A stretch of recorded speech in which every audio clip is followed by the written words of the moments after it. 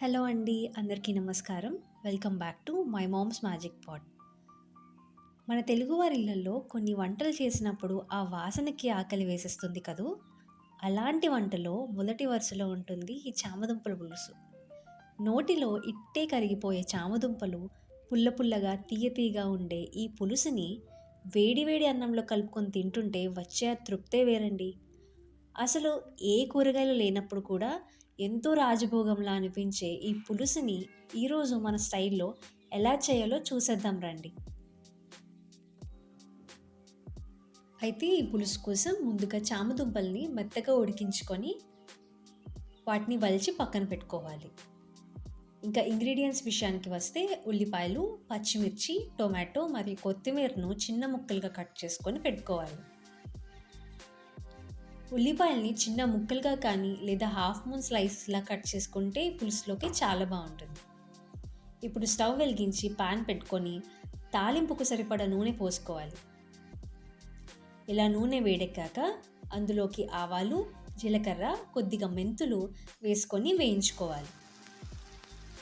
పులుసుకి ఆ మెంతి వాసన అసలైన టేస్ట్‌నిస్తుంది. ఇలా తాలింపంతా వేగాక అందులోకి పచ్చిమిర్చి, ఉల్లిపాయ ముక్కలు వేసి అవి కాస్త మెత్తబడే వరకు ఒక స్పూన్ సాల్ట్ వేసుకొని ఫ్రై చేసుకోవాలి.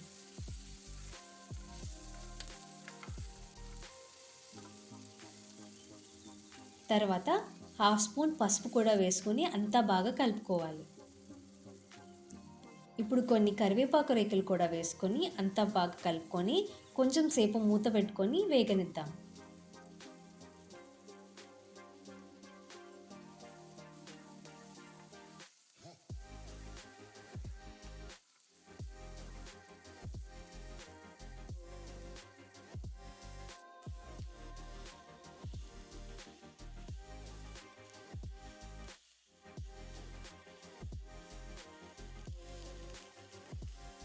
చూసారు కదా! ఇవి కొంచెం వేగాయి. ఇప్పుడు మనం ముందుగానే ఉడికించి పెట్టుకున్న చామదుంపలను వేసి ఒకసారి కలుపుకోవాలి. ఇలా అంతా బాగా కలుపుకున్నాక కొంచెం సేపు మూత పెట్టుకొని వేగనివ్వాలి. తర్వాత కొద్దిగా మనం చింతపండు కూడా వేసుకొని అలానే టొమాటో ముక్కలు, హాఫ్ స్పూన్ కారం వేసుకోవాలి. మనం ఆల్రెడీ పచ్చిమిర్చి వేసాం కాబట్టి కారం ఒక హాఫ్ స్పూన్ సరిపోతుంది. ఇలా అంతా బాగా కలుపుకున్నాక టొమాటోలోని పచ్చివాసన పోయే వరకు వేయించి తర్వాత తగినన్ని నీళ్లు పోసుకోవాలి. మరియు రుచికి సరిపడా ఉప్పు కూడా వేసుకొని మరిగించుకోవాలి.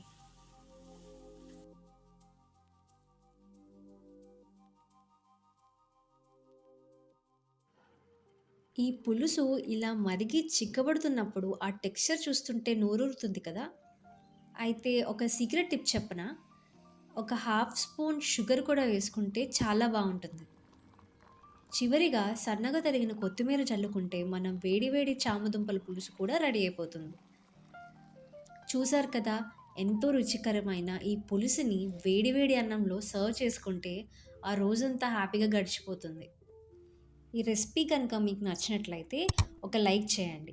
మన ఛానల్‌ని ఇంకా ఎవరైనా సబ్స్క్రైబ్ చేసుకోకపోతే ఇప్పుడే వెంటనే సబ్స్క్రైబ్ చేసుకోండి. ఇంకా పక్కనే ఉన్న బెల్ ఐకాన్‌ని ఆన్ చేయడం మర్చిపోకండి. అప్పుడే మేము పెట్టిన వీడియోస్ మీకు వెంటనే నోటిఫికేషన్ రూపంలో వస్తాయి. మళ్ళీ తిరిగి మరో రెసిపీతో కలుద్దాం. అంతవరకు సెలవు.